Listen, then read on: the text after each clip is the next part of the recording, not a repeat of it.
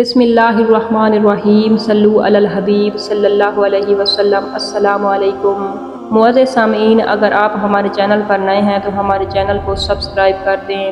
فرعون کی ایک باندی تھی۔ جب حضرت موسیٰ علیہ السلام اللہ کے دین کو پھیلا رہے تھے تو فرعون کی باندی نے چھپ کر حضرت موسیٰ علیہ السلام سے اسلام قبول کر لیا، اور وہ باندی حضرت موسیٰ علیہ السلام کے رب پر ایمان لے آئی۔ فرعون کو جب یہ پتہ چلا کہ اس کی باندی نے اسلام قبول کر لیا ہے اور موسیٰ کے رب پر ایمان لے آئی ہے تو فرعون نے اپنی باندی کو دربار میں بلایا۔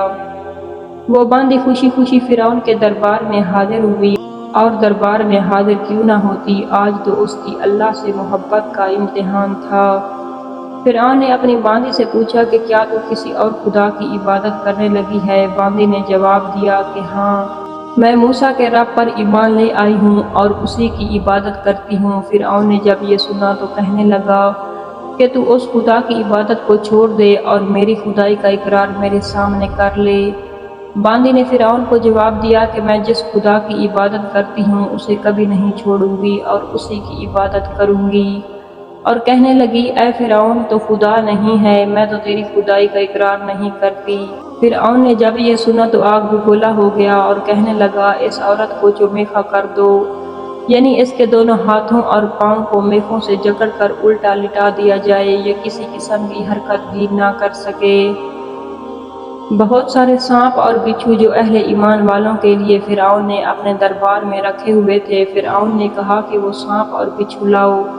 بہت سارے سانپ اور بچھو لائے گئے اور اس عورت کے اوپر ڈال دیے گئے، اور فرعون نے کہا کہ اب بھی وقت ہے کہ اس خدا کو چھوڑ دے اور میرے خدا ہونے کا اقرار کر لے، نہیں تو پورے 2 ماہ تک اسی عذاب میں ڈالے رہوں گا۔ فرعون کی باندی بی بی ماشطہ نے جواب دیا اے فرعون، تو 2 مہینے کہتا ہے، بے شک تو سارا سال عذاب دے کر دیکھ لے، میری محبت روز بروز اپنے خدا سے زیادہ ہوگی، تو میری محبت کو اپنے خدا سے ایک ذرہ بھی کم نہیں کرا سکتا۔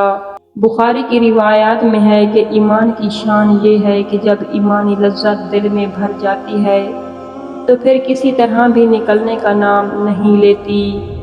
اس بی بی نے کہا اے فرعون، 2 مہینے کیا، اگر برسوں تک بھی عذاب کرے گا تو بھی بندی اپنے مولا رب العلا کو نہ چھوڑے گی۔ اس نیک بی بی کی 2 لڑکیاں تھیں، ایک 5 سال کی اور دوسری ابھی دودھ پیتی تھی۔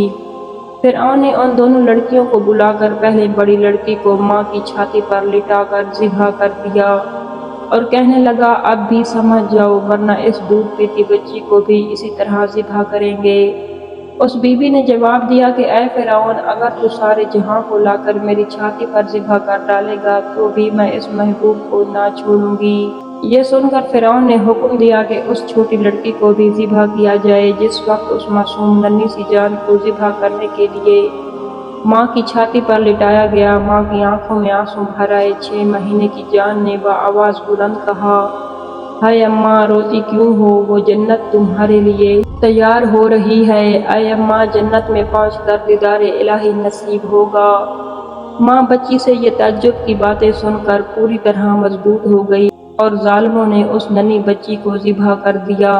ننھی بچی کے ذبح ہونے سے ماں کا دل تڑپ اٹھا اور وہ اس صدمے کو برداشت نہ کر پائی اور وہ بھی وہیں مر گئی۔ یہ تینوں ماں بیٹیاں راہ خدا میں کام آئیں اور نہایت ہی آرام سے جنت میں پہنچ گئیں۔